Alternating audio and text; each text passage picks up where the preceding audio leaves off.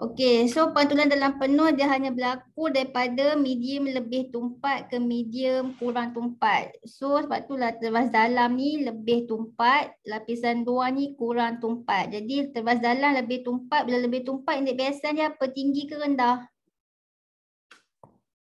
Indeks biasan dia tinggi ke rendah kalau lebih tumpat? Tinggi. Tinggi kan. Jadi kamu buatlah pembandingan dia. Mana tadi? Ni indeks biasan. Tadi ni 1 ni 2. Okey. Indeks biasan teras dalam lebih tinggi. Okey, indeks biasan teras dalam lebih tinggi daripada lapisan luar. Okey, ini dia suruh bandingkan teras dalam dengan lapisan luar. Okey, bukan dia. Maksudnya kan dia suruh bandingkan lah. So inilah ayat bandingkan indeks biasan teras dalam lebih tinggi daripada lapisan luar. Okey, bandingkan. Okey, so kenapa nak kena teras dalam tu indeks biasan nak kena tinggi? Kenapa nak kena lebih tumpat supaya berlaku apa? Respon. Supaya berlaku Pantulan dalam penuh. ya, supaya berlaku pantulan dalam penuh. Okey. Supaya berlaku pantulan dalam penuh. Okey, lepas tu kelenturan. Kelenturan dia pula. Dah tak ada. Dah tak boleh nak tulis ni. Alhai. Okey, kelenturan dia tinggi ke rendah? Kelenturan. Dia boleh lentur kan? Tinggi. Ya, kelenturan dia tinggi, okey. Supaya dia mudah nak lentur, okey. Kalau masuk dalam badan kamu ke kan, nak tengok organ-organ kat dalaman kan, nak kena masuk-masuk usus tu kan. Kena senang dibengkokkan lah. So kelenturan dia tinggi, okey. Senang dibengkokkan, okey. Senang dibengkokkan. Okey, inilah dia, okey. Fiber optik. Dia senang dibengkokkan. Dia sebenarnya kan fiber optik dia dibuat daripada kaca dia kaca. Terbas dalam dia kaca. Lepas tu lapisan luar dia tu pun kaca. Okey. Lapisan luar pun kaca juga. Bezanya terbas dalam kaca dia lebih tumpat dia lebih tumpat. Tapi lapisan luar ni yang kaca juga ni dia kurang tumpat. Tapi kaca ni yang mudah dilenturkan supaya dia senang nak bengkok-bengkok. Yang merah, biru, hijau, kuning tu ni apa? Ni dia punya baju dia dia punya jaket dia. Ni jaket dia. Okey. So faham tak fiber optik ni? Faham. Dia kaca yang tak boleh nak pecah. Dia memang special punya kaca Okey. Jadi kat sini okey, so kelenturan dia tinggi, okey, senang dibengkokkan. Okey, lepas tu ketulinan terbas dalam. Tuling ke tak tuling? Okey, ketulinan terbas dalam kita nak dia kaca dia mesti lebih tumpat dan kaca dia pun memang dia lebih tulen daripada kaca yang kat lapisan luar ni. So dia lebih tulen ini Yang terbas dalam tu kaca dia lebih tulen. Yang lapisan luar kaca dia kurang tulen. Okey? Kurang tulen. Okey, so kat sini ketulinan dia apa? Ketulinan terbas dalam dia? Tinggi. Ya, ketulinan terbas dalam dia tinggi. Okey, lebih tulen. Okey, kenapa nak lebih tulen? Kamu nak ulang balik ayat. Ulang balik. Dia dah buat pantulan dalam penuh kan. Ulang balik kat sini. Pantulan dalam penuh berlaku. Pantulan dalam penuh berlaku. Maksimum boleh ulang 2 kali maksimum. Ulanglah balik. Kan senang. Cikgu. Kalau buat supaya dia lebih tumpat daripada teras supaya lapisan, supaya dia lebih tumpat daripada lapisan luar tu pun boleh juga. Pun boleh juga supaya terbas dalam lebih tumpat. Pun boleh. Pun boleh juga tu. Dapat juga markah. Supaya terbas dalam lebih tumpat daripada lapisan luar. Pun boleh. Okey, ataupun jawapan lain. Kita nak patulan dalam penuh berlaku kan. Betul-betul lah dia boleh berlaku patulan dalam penuh supaya tak nak kehilangan signal lah. Mengurangkan kehilangan signal. Pun boleh. Ataupun jarak penghantaran signal dia bertambah pun boleh. Banyaklah boleh Apa-apalah yang logik.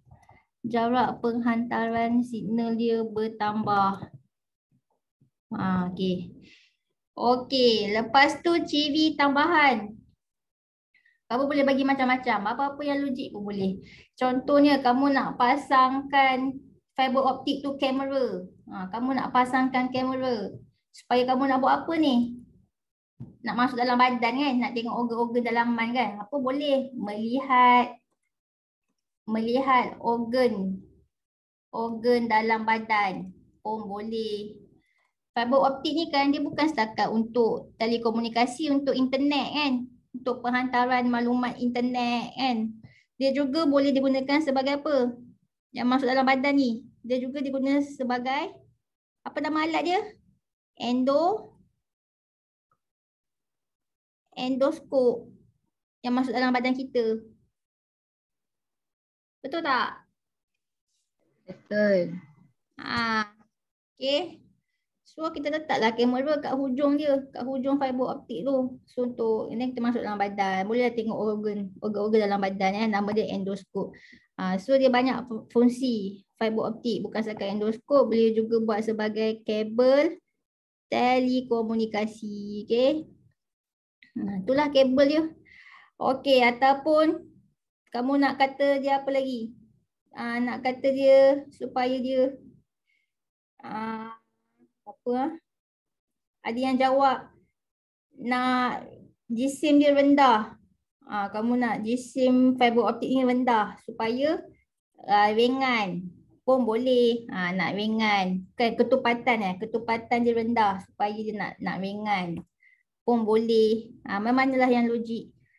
Ataupun pada hujung endoskop tu kamu nak pasang mentol cahaya. Nak letak mentol cahaya. Mentol pula apa, kanta nak letak kanta. Yalah mentol lah kan, letak mentol cahaya, sumber cahaya.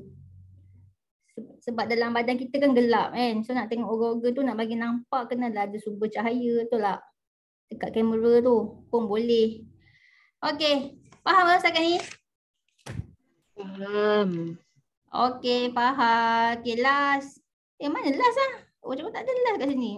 Lagi satu ni dalam ni Sekejap inilah gambar dia. Okey. Tengok ni silika ni Dia buat daripada kaca lah. Ni silika core. Teras dalam dia buat daripada silika. Kaca lah ni. Lepas tu silika cladding. Lapisan luar pun silika juga, kaca. Yang color merah hijau kuning tu dia punya ni polymer coating ni. Pembalut dia. Dia punya jaket dia. Okay. Okay, next. Last mana?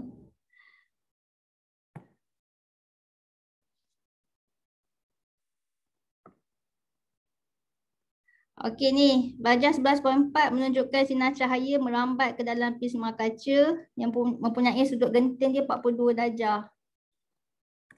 Okey, apa maksud ni? Okey, kalaulah terangkan apa yang berlaku kepada sinar cahaya itu pada titik B. Jika X dia 30 darjah. Okey, kalau sudut tuju dia 30 darjah, kurang daripada sudut genting, berlaku tak patulan dalam penuh? Tak berlaku. Tak berlaku So dia tak dipantulkan. Dia tak adalah dipantulkan macam ni, tak. Dia akan dibiaskan. Okey, buatlah dibiaskan macam ni kan. So terangkan apa yang berlaku. Dia 4 markah So kamu explain ni yang soalan 1 ni. Katalah kamu sebutlah cahaya dibiaskan. Cahaya dibiaskan 1 markah. Markah kedua sebab sudut tuju kurang daripada sudut genting. 1 markah. Okey, dah 2 markah. Lepas tu yang ni, yang kedua tu pula, kalau sudut tuju dia 50 darjah. 50 darjah sudut tuju. So dia akan lebih daripada sudut genting. So apa akan berlaku? Pantulan dalam penuh. Ya, pantulan dalam penuh dia akan pantul kat sini ha. So kalau sudut 7 dia ni 50 darjah, jadi sudut pantulan dia pun sama juga 50 darjah juga. So akan berlakulah pantulan dalam penuh. Kenapa? Sebab satu markah. Sebab sudut 7 lebih daripada sudut genting. Satu markah. Ada yang jawab cahaya dipantulkan. Dia tak jawab pantulan dalam penuh. Dia kata cahaya dipantulkan. Pun cikgu bagilah juga markah. So 4 markah. Dah settle lah. Okay, boleh? Boleh. So malam ni kamu check lah dekat SAPS. Cikgu key in malam ni SAPS Okay. Okey. Okey. Okay, itu saja. Itu saja Okay, itu saja. Terima kasih. Terima kasih cikgu. Okay, sama-sama. Terima kasih cikgu. Okay. Terima kasih cikgu. Okay, sama-sama.